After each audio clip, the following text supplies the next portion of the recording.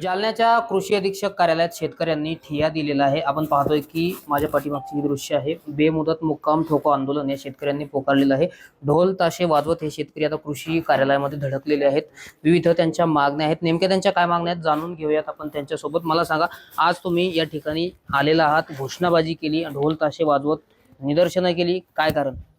मागील सप्टेंबर असेल, ऑगस्ट असेल, या महिन्यामध्ये मराठवाड्यामध्ये प्रचंड अशी अतिवृष्टी झाली होती आणि आमच्या मराठवाड्यातली जवळपास 1 ते 1.5 कोटी लोकांनी, म्हणजे 1 कोटी लोकांनी पीक विमा भरला होता। परंतु मागील 8 महिन्यापासून या ठिकाणच्या कुठल्याही शेतकऱ्याला पीक विम्याचं वाटप केलेलं नाही आणि म्हणून आमची मागणी आहे की अतिवृष्टीच्या प्रमाणामध्ये आमच्या शेतकऱ्याला पीक विमा देण्यात यावा।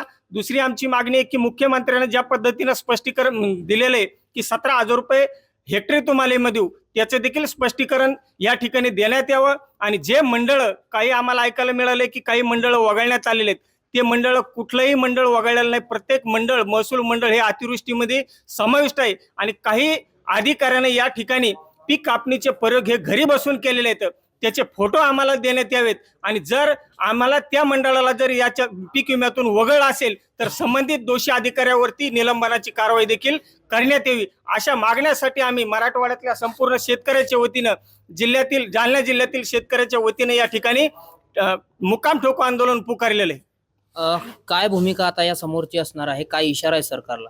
सरकारला आम्ही इथून अशी इशारा देतो की आम्हाला मुख्यमंत्री साहेबांनी प्रेस घेऊन सांगितलं होतं की 17,500 हेक्टरी आम्ही अनुदान देऊ म्हणून। तर आतापर्यंत त्यावर कोणताच अधिकारी बोलत नाही, मुख्यमंत्री बोलत नाही। ते वेळ काढूपणा करून त्यांनी जवळपास 6 महिने लोटले गेलेले आहेत, तरी पण यावर कोणताच निर्णय झालेला नाही। त्यासाठी आज आम्ही इथं मुक्काम ठोको आंदोलन, इथं आम्ही 2-3 दिवस राहायची गरज पडली तरी आम्ही इथंच मुक्काम ठोकणार आहे। यापुढची भूमिका काय असेल आमची? इथं यानंतर आम्ही यापेक्षाही तीव्र आंदोलन करणार आहे आणि पूर्ण महाराष्ट्रातून असेल, जिल्ह्यातून असेल, पूर्ण शेतकरी आम्ही एका ठिकाणी जमून मोठं आंदोलन इथे करणार आहोत।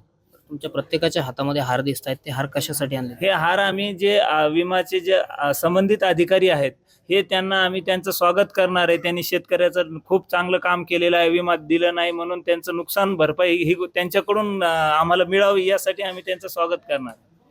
एकूणच आपण पाहतोय की जालन्याच्या कृषी अधीक्षक कार्यालयातील ही सारी दृश्य आहे। प्रत्येकाच्या हातात आपल्याला हार दिसतोय आणि अधिकाऱ्यांचा सत्कार करणार आहे। त्यांनी चांगलं काम केलेलं आहे, त्यामुळेच आपण त्यांचा सत्कार करणार असल्याचं सुद्धा शेतकऱ्यांकडून सांगण्यात येत आहे। खरं तर जालना जिल्ह्यातील वेगवेगळ्या गावचे हे शेतकरी या ठिकाणी जमलेले आहेत। आपण पाहतोय की प्रत्येकाच्या गळ्यात हार आहे, कापडाच्या चिंध्या सुद्धा या ठिकाणी त्यांनी आणलेल्या आहेत आणि निषेध जो आहे तो या ठिकाणी मोठ्या प्रमाणात व्यक्त करण्यात येतोय। खरं तर पीक कापणी प्रयोग काही अधिकाऱ्यांनी घरी बसून केला असा सुद्धा आरोप शेतकऱ्यांनी केलेला आहे। त्यामुळे या प्रकरणाची गांभीर्याने दखल घ्यावी, अन्यथा तीव्र स्वरूपाचं आंदोलन छेडण्यात येईल असा इशारा देखील शेतकऱ्यांनी दिलेला आहे। रामनाथ ढाकणे, TV9 मराठी, जालना।